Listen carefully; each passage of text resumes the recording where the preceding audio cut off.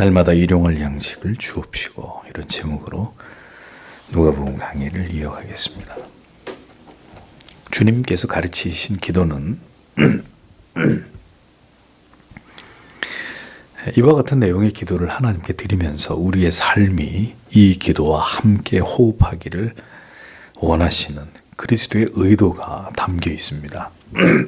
그냥 주님, 우리에게도 기도를 어떻게 해야 되는지 가르쳐 주십시오. 제자들은 단순하게 물었지만 너희는 이렇게 기도하라고 말씀하시면서 가르쳐 주신 기도의 내용은 사실 그 기도의 내용을 따라서 하나님을 바라보고 의지하면서 신자의 삶이 그 기도와 같은 방향을 향해 나아가야 된다는 것을 우리에게 깨닫게 해주시고자 하시는 주님의 의도가 그 기도의 내용 안에 고스란히 담겨 있다는 것입니다.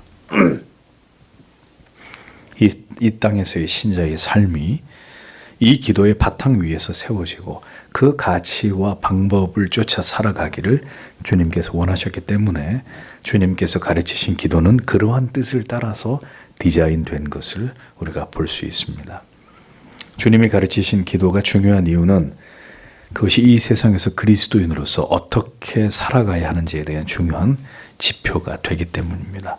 성도로서의 삶의 좌우명과 같은 매우 중요한 그 삶의 내용과 목표해야 될 그 의미들이 주님의 가르치신 그 기도 속에 모두 담겨져 있기 때문입니다.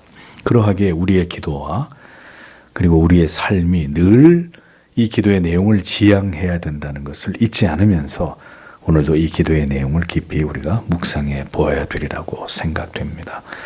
오늘은 주님께서 가르쳐 주신 기도의 세 번째 기도의 내용으로 원문을 보면 이렇게 직역이 되어 있습니다. 당신은 일용한 우리의 양식을 날마다 우리에게 주시옵소서, 이렇게 되어 있습니다. 영어로 하면 Give us each day our daily bread, 이렇게 되어 있습니다. 여기서 우리가 주목해야 될 것은 우리에게라고 기록되어 있는 이 부분입니다. 첫 번째로 이 기도에서 굉장히 중요한 부분이 나에게라고 말씀하지 않고 우리에게 Give us our daily bread, 이렇게 되어 있단 말입니다. 우리에게 성도는, 신자는 결국 자기 자신만을 위해서 살아가야 되는 자도, 자신의 필요만을 위해서 존재하는 자도, 자기만을 위해 기도하는 자가 되어서는 안 된다. 우리는 바로 이 진리를 우리에게라는 말씀 안에서 발견하게 되는 것입니다. 이게 중요하지 않으면 하나님 나에게 혹은 내 가족에게 라고 범위를 더 축소시켰을 것입니다. 그런데 주님께서는 의도적으로 우리에게 주시옵소서, 우리에게 양식을 주십시오. 가장 위대한 두 계명 가운데 두 번째는 내 이웃을 내 몸과 같이 사랑하라입니다. 잘 아시는 대로. 신자는 언제나 내가 아닌 우리, 나의 필요가 아닌 우리의 필요를 생각하면서 살아가야 되는 그런 아주 구별된 존재라는 것을 우리는 절대로 잊지 말아야 됩니다. 이것을 자주 잊어버리고 이기적으로 살아가려고 하는 본성을 우리가 가지고 있기 때문에 주님이 가르쳐 주신 기도에는 그 나를 지우고 언제나 우리를 먼저 생각하게 하는 그 의도가 이 기도의 내용 가운데도 고스란히 드러나고 있는 거죠. 내가 아닌 우리라고 하는 이 복수명사를 주님이 의도적으로 그렇게 해서 사용하신 것입니다. 우리는 하나님 앞에 갈 때까지 우리의 죄성 가운데 하나인 이 이기적인 마음, 언제나 내 자신만을 사랑하려고 하는 이 고질적인 생각으로부터 벗어나기 위해서 끊임없이 하나님의 은혜를 구하는 자들이 되어야 한다는 거죠. 이것이 타락한 주인 안에서 저절로 이루어지는 부분이 아니기 때문에, 그냥 교회만 오래 다니면 저절로 완성되는 부분이 아니기 때문에 주님께서는 평생 이 기도를 하나님께 드리면서 그 의미를, 그 존재의 이유와 목적을 새기고 그렇게 될 수 있기를 하나님께 기도해야 된다. 이것을 가르치신 것입니다. 의도적으로 기도하면서라도 우리에게 일용할 양식을 라고 기도하게 만들어서 언제나 나만을 생각하려고 하는 이 우리의 옹졸한 죄성을 깨트리고, 그렇지, 오늘도 우리를, 지체를, 교회를, 모든 하나님의 사람들을 그렇게 우리의 사고를 확장시키면서 그것을 위해서 살아가도록 늘 하나님이 우리의 삶의 표대를 기도를 통해서 고정시키고 그렇게 살아가게 하기 위해서 이렇게 기도하도록 우리에게 가르치셨다라는 것을 잊어서는 안 되는 것입니다. 믿음을 선물로 받아 성도가 된 이후에 우리가 죽는 그 시간까지 성도는 나를 버리고 우리를 생각하면서 그것을 위해 자신이 깨뜨려지고 더 넓혀지기를, 이것을 위해 하나님의 선한 도구로 쓰임받기를 소원하면서 살아가야 합니다. 정말 천국 가도 부끄러운 사람은 평생 자기 자신만을 위해서 산 사람이에요. 아무도 섬기거나 베풀거나 희생할 줄 모르고 누구의 필요를 도울 줄 모르고 그저 자기 몸뚱아리 하나만을 위해서, 물론 신자가 그렇게 사는 것도 쉬운 일이 절대로 아닌데, 예? 그렇게 살다 천국 갔다 정말 부끄러운 그 구원이 될 거라는 거죠. 그런 사람들이 없겠지만 천국에 가는 사람들 중에. 이를 위해서 하나님의 은혜를 구하고 소망하면서 날마다 내가 그렇게 살아가고 있는가, 오늘도 우리에게 일용할 양식을 주옵시고 라는 기도를 하면서 자기를 돌아보는 것입니다. 하나님이 주신 물질을 나만을 위해서 탈탈 털어서 이번 한 달도 내가 그렇게 산 게 아닌가, 이번 1년도 그렇게 살아간 것이 아니었던가 돌아보게 하기 위해서 하나님이 우리에게 이렇게 기도하라고 말씀하셨다라는 것을 잊어서는 안 됩니다. 나로 인해서 하나님께서 기뻐하시고 나로 인해서 믿음의 지체들이 기뻐하고 감사하고 그들이 행복해하는 삶을 살아가기 위해 힘쓰는 자들, 그들이 성도라는 것입니다. 이것이 우리가 하나님의 자녀로 존재하는 중요한 이유이고 목적이기 때문입니다. 언제나 우리를 생각하므로 그 우리가 모두 하나님 앞에서 복된 자들이 되어가는 일에 헌신하면서 우리의 삶을 그러한 가치를 위해서 기꺼이 사용하는 자들이 될 수 있기를 저희는 늘 하나님 앞에 기도해야 됩니다. 주님, 그렇게 써주십시오. 그렇게 사용해 주십시오. 나를 깨뜨리시고 우리를 위해서 하나님, 내가 하나님 앞에 쓰임받을 수 있도록 그것이 주께서 기도를 통해서 가르쳐 주신 신자의 삶의 중요한 과제라는 것을 잊지 말아야 됩니다. 이것을 소망하고 기도해야 된다는 것이죠. 주님께서는 우리들에게 날마다 매일매일 일용할 양식을 주시기를 구하라고 하셨습니다. 그 다음에 우리가 생각해 봐야 될 부분이 일용할 이렇게 번역된 에파우시온이라는 헬라 말이에요. 그 뜻은 필요한, 오늘의 또는 다음 날의 이런 뜻이에요. 일용할, 그날 사용할 만한, 그날 필요한 양식을, 돈을, 우리에게 필요한 것을 우리는 항상 어떻죠?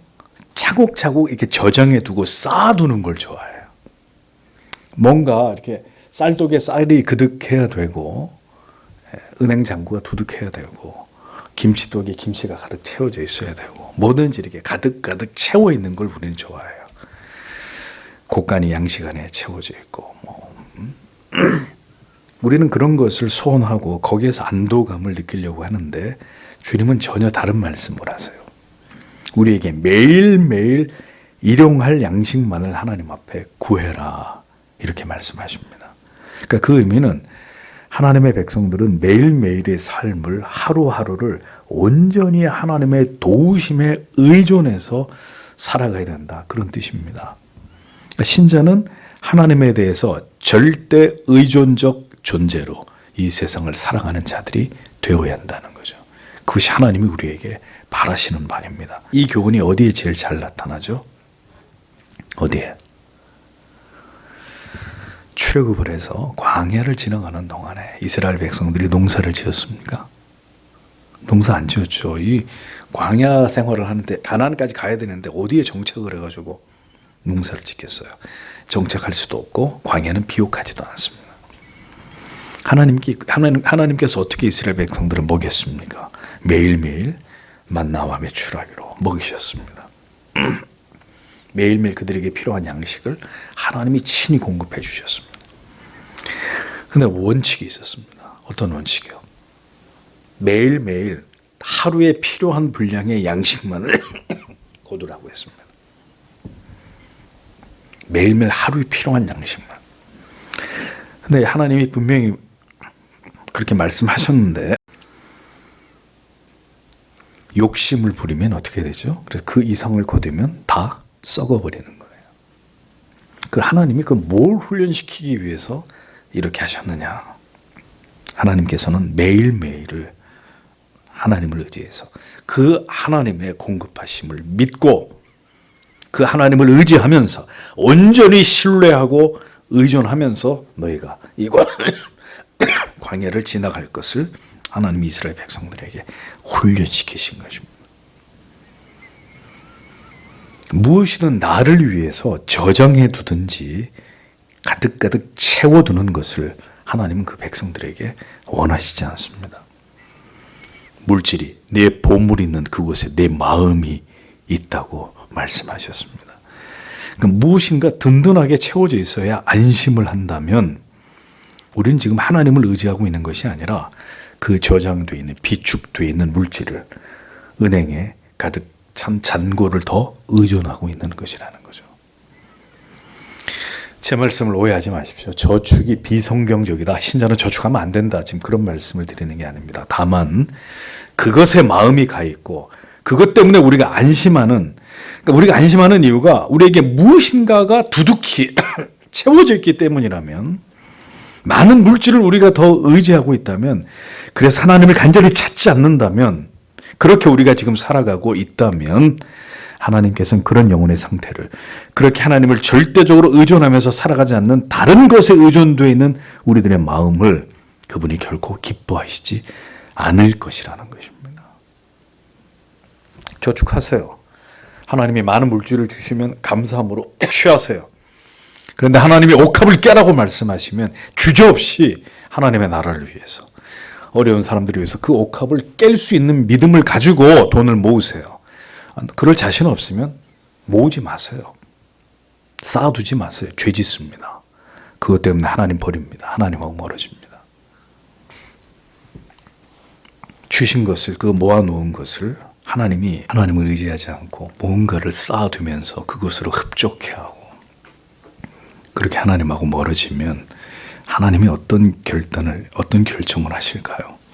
그 모아놓은 거 다 하나님이 거두어 가십니다. 아니면 그를 데려가든지. 일용할 양식, 오늘도 우리에게 베풀어 주시고 우리 매일의 필요를 공급하고 채워주시는 하나님을 온전히 신뢰하고 믿음으로 살아가기를 원하는 것이 하나님의 뜻입니다. 돈이 악입니까? 그렇지 않습니다. 다만 그 돈에 우리의 마음과 욕심이 얹혀지면, 그러면 그것이 악이 될 수 있는 것입니다.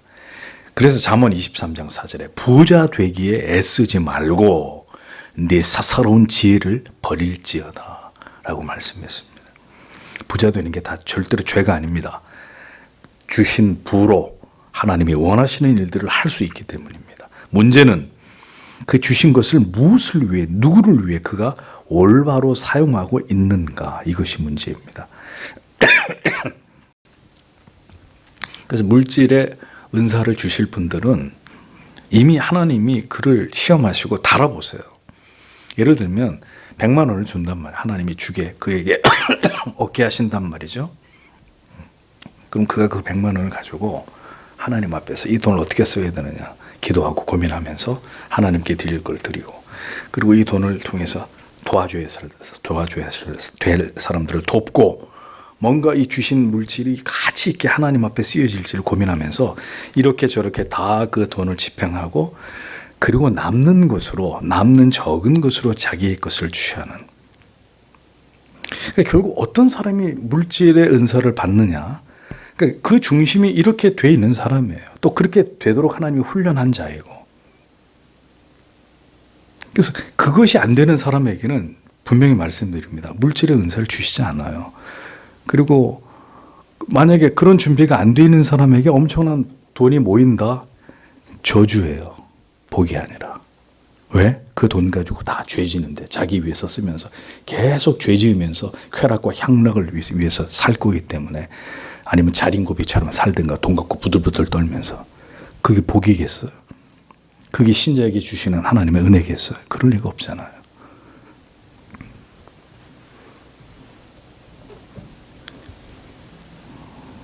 두가 목표가 되고 목적이 되어서 살다가 보면 반드시 하나님을 의지하고 온전히 하나님의 방법을 준행하기보다는 재물을 의지하고 사람의 방법, 사람의 교활한 편법과 술수를 동원해서 수단과 방법을 가리지 않고 돈을 벌려고 하는 이 유혹에 넘어지는 겁니다.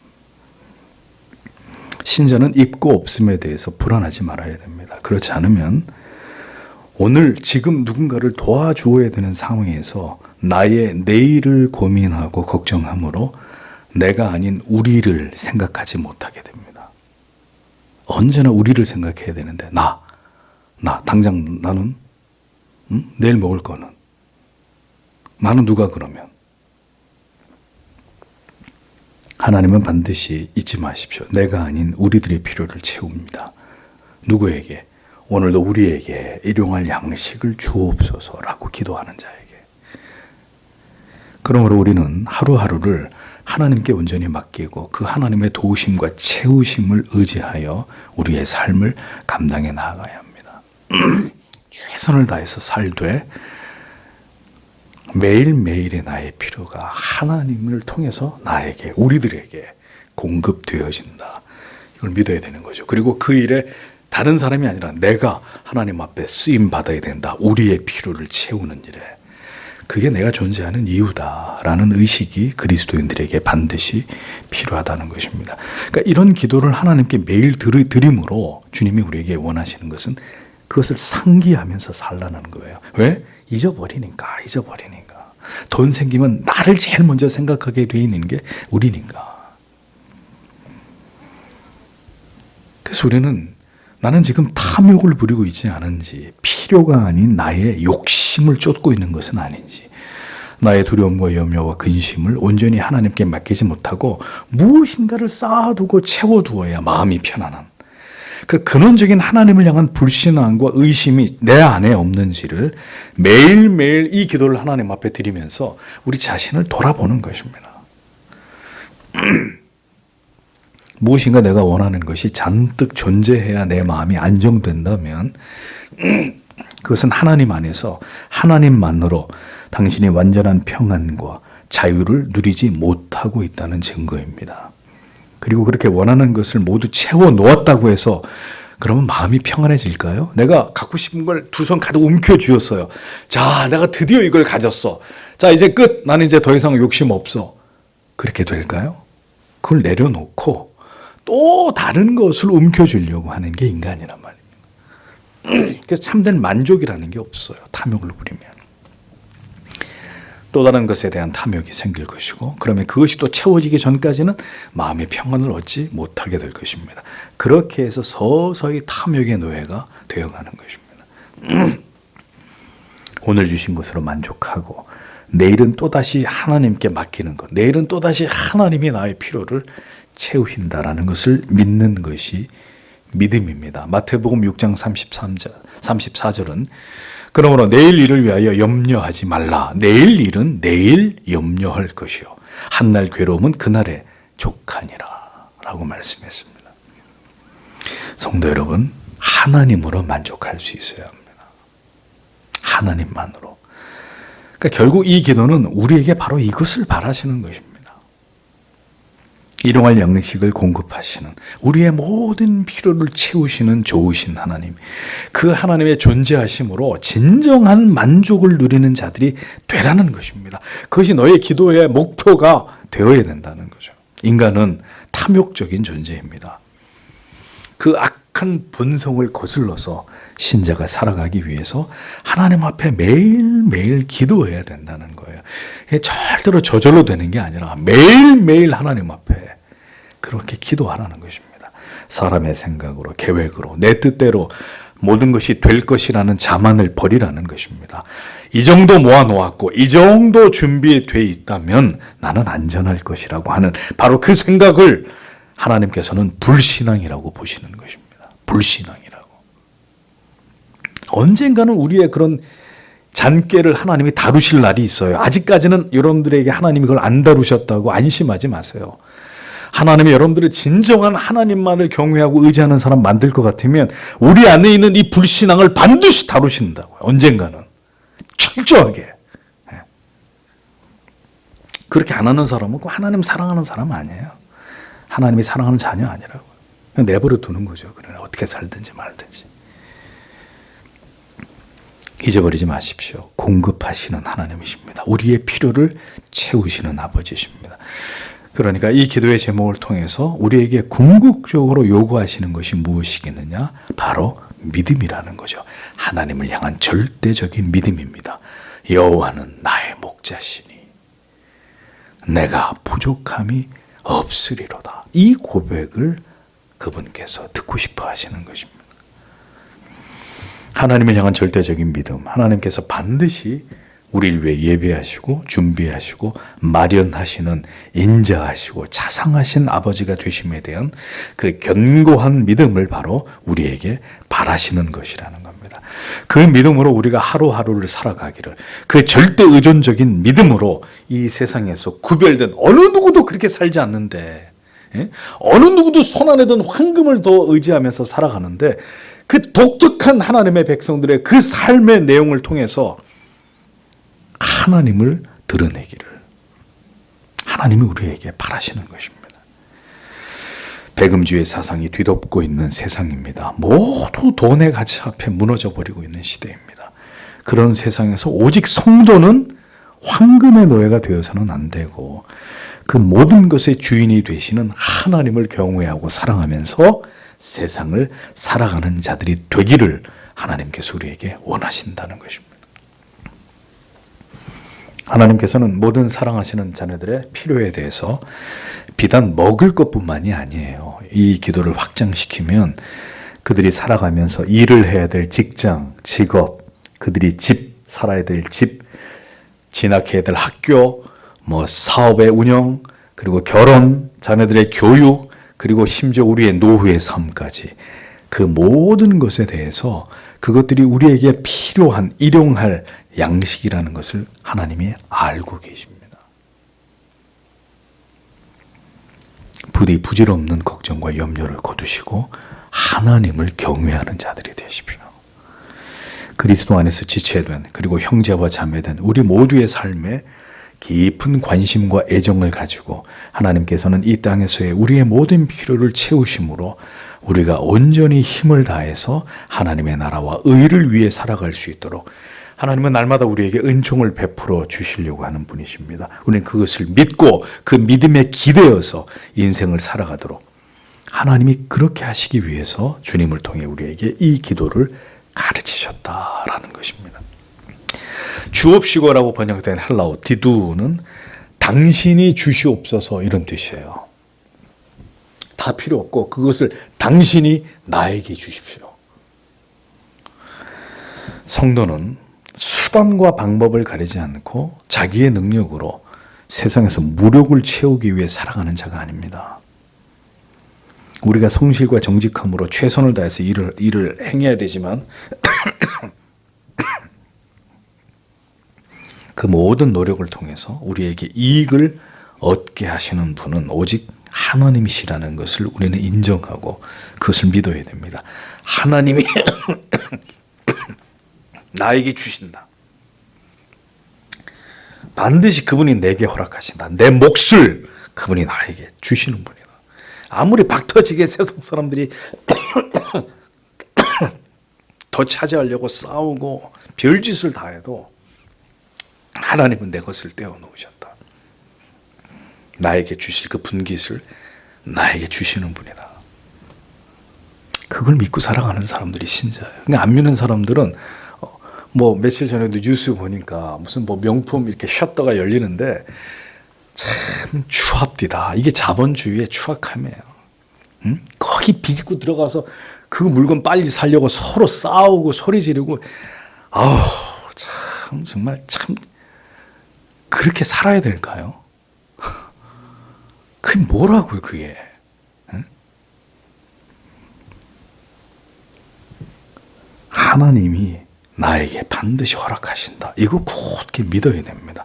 하나님이 나의 삶을, 내 자녀의 삶을, 그가 걸어가야 될 길을, 그가 어느 곳에서 일을 하면서 하나님의 뜻을 위해 살아야 될지를, 그가 누구를 만나서 어떤 길을 가야 될지를 하나님이 그에게 주신다는 것을 믿어야 되는 거죠.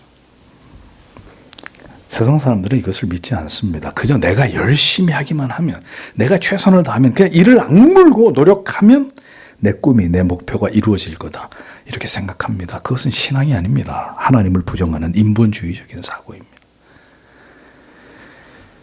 야고보서 1장 13절에서 17절에 이렇게 기록이 되어 있습니다.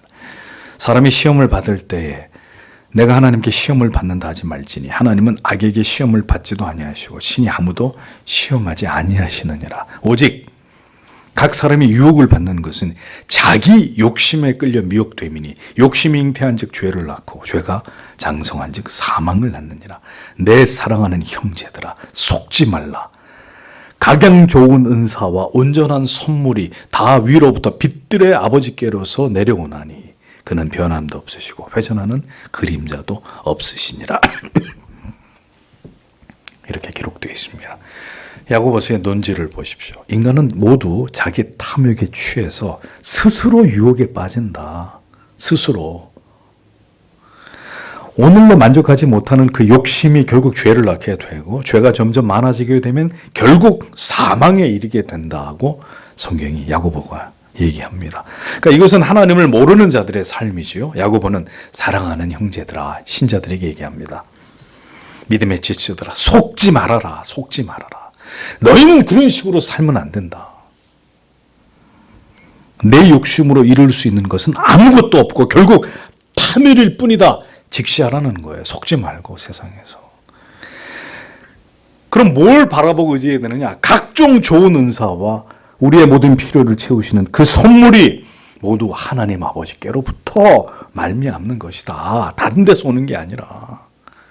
그거 기억하고 살라는 거예요.